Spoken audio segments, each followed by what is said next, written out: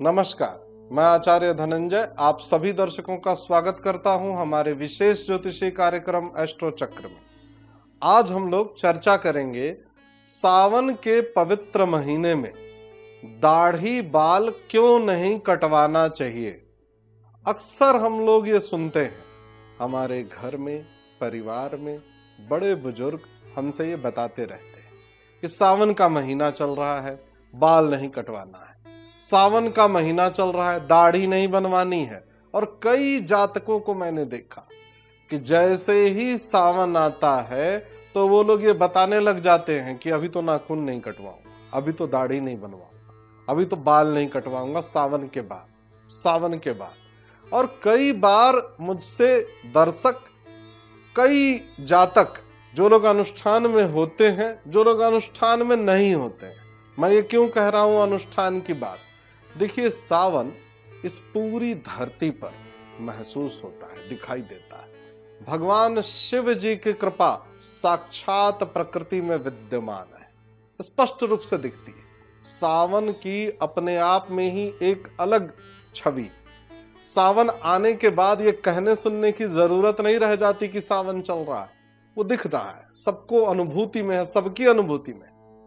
लेकिन जब चर्चा होती है धार्मिक अनुष्ठानों की और धर्म से जुड़ी चीजों की, सदैव ये भ्रम विद्यमान रहता है, सबके मन में रहता है और भय होता है। लोग ये सोचते हैं सब कुछ मैं विधि विधान से कर रहा हूं, अगर इतनी सी बात है कि बाल नहीं कटवाने हैं, अगर इतनी सी बात है कि दाढ़ी नहीं बनवानी है, अगर इतनी सी बात है कि नाखून नहीं कटवाने हैं, तो इससे अच्छा क्या हो सकता है कि ये बात मान ली जाए।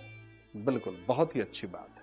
लेकिन मैं आप सभी दर्शकों को खुल करके स्पष्ट तरीके से बताना चाहता हूं, हमारी किसी भी धार्मिक गतिविधि में मूल प्रमाण हमारे अनुष्ठान की प्रक्रिया नहीं है। मूल प्रमाण धर्म शास्त्र है, ज्योतिष शास्त्र है, या कर्मकांड से जुड़े विज्ञान का कोई न कोई ग्रंथ आधार है।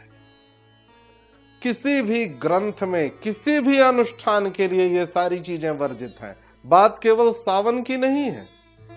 यदि आप नवरात्रि में मां भगवती के पूजन की पाठ की प्रक्रिया में शामिल हैं और आपने संकल्पित किया है, आपने कलश स्थापना की है, तो निश्चित रूप में आप भजन में हैं, कीर्तन में हैं, जाप में हैं, हवन में हैं, रात्रि भर के जागरण में हैं, तो आप बैठ करके बाल कटवाएंगे, दाढ़ी बनवाएंगे और अपने सौंदर्य प्रसाधन में समय दे पाएंगे, नाखून कटवाने जाएंगे? ये नहीं हो पाएगा, क्योंकि सुबह से लेकर के तो दिन भर पूजा का कोई न कोई विधान चल रहा होता है, पूरे के पूरे पाठ में ही इतना समय लगता है। ठीक उसी प्रकार से सावन है, ऐसा किसी भी अनुष्ठान में नहीं है। बात केवल सावन की नहीं है, किसी भी अनुष्ठान में नहीं है। कोई भी अनुष्ठान हो, धार्मिक अनुष्ठान हो, और यदि आपने संकल्प लिया है, ये मैं बारंबार कह रहा हूं, यदि आपने संकल्पित किया है, कलश स्थापित किया है, जैसे बहुत सारे जातक हैं गणेश जी की पूजा करते हैं, 10-10 दिन स्थापना रखते हैं। लेकिन यदि आपने संकल्पित नहीं किया है तो यह अनिवार्यता नहीं है। इस बात को लेकर के चिंतित नहीं होना है, भयभीत नहीं होना है। यह अनिवार्यता उन्हीं के लिए है जिन्होंने संकल्पित किया है। आज के कार्यक्रम में बस इतना ही। आप सभी दर्शकों का बहुत बहुत धन्यवाद। नमस्कार।